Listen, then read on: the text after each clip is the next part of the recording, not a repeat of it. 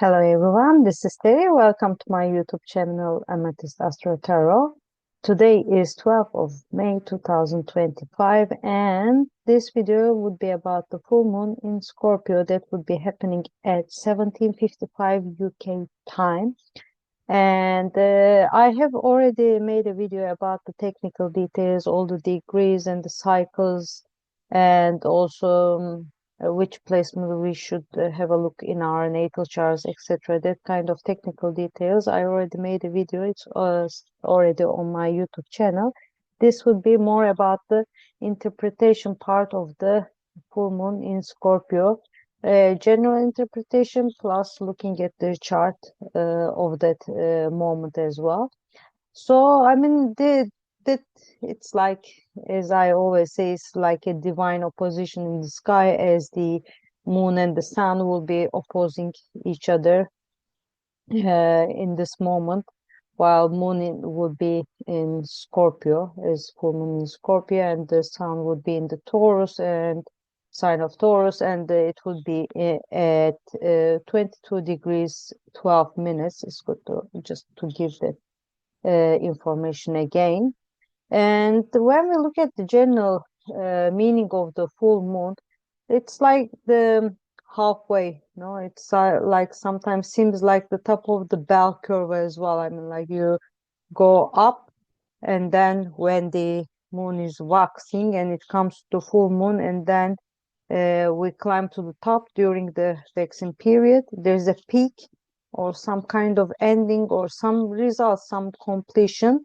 And after that, then the downward movement starts with the waning stage. So you are going like something like this, new moon, full moon, again going back to the new moon at the same time. And that's the point when we try to understand how we arrived to this level, what helped us, what hindered us, what we should take with us forward, what we should leave behind, as it doesn't serve us anymore. So full moon also sometimes feels like endings and continues at the same time. And for the full moon to happen, again, as I said, we need the moon and sun opposing each other in the sky. I mean, in terms of astrology.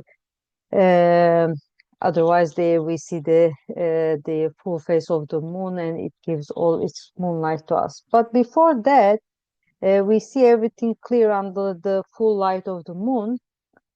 Crystal clear, I'm not sure about that, but what is for sure that it's a full exposure by the moonlight. And when the moon is in Scorpio,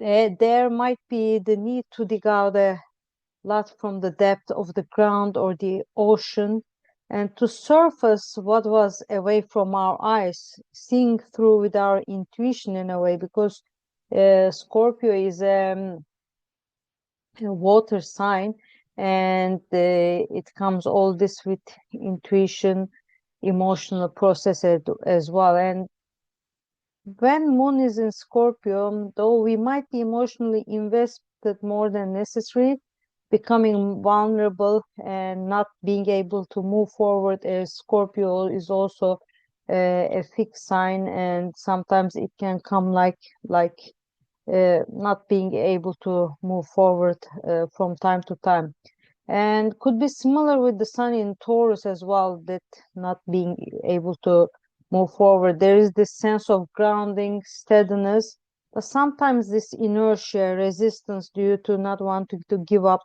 what we are used to, how we express ourselves, a lot to give, a lot to lose. So it feels like there is this polarity between what we are physically attached to and what we are emotionally attached to, right? And both ways don't want to leave, don't want to let go, inertia, resistance, but there should be a way to find the middle way, to find the balance so that we can continue the rest of this journey that I have mentioned before until the next new moon. And in addition to this, there might be a factor of surprise, a sudden change that could make quite an impact on how we are going to complete the remaining path.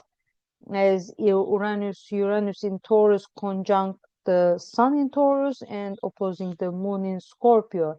And our inner world, which is ready to clean the skeletons hidden in the cupboard, or they sometimes telling like shed the skin, might be enjoying the company of the rains, which are a bit loose, a sense of authority, which has more compassion, as Moon in Scorpio will be trining the Saturn in Pisces. So there are other contexts in the sky, of course, but I would not go into the details of them. But the important thing is that, as I mentioned in the technical details, there is dominance of fixed modality in this chart, in this full moon chart, which might mean consistency, grounding, but sometimes challenge in moving forward, changing direction. So we might need to make more effort to adapt or to take the lead if necessary, rather than keeping things as they are just because, or we are not able to convince ourselves for the other way around. So more effort for change, more initiative steps could make this full moon much fruitful, much powerful. And please check the technical points video to be able to understand the possible impact of this full moon in our lives, especially in certain area of our lives. And having said that, I wish everyone a very lovely full moon, and I hope that you will be able to see either the day moon or the evening moon in your skies, because with the look of the weather in Edinburgh, I don't think so that we are going to see any moon tonight, as it's quite cloudy and ready to rain. I wish everyone all the best and see you in other videos. Bye bye.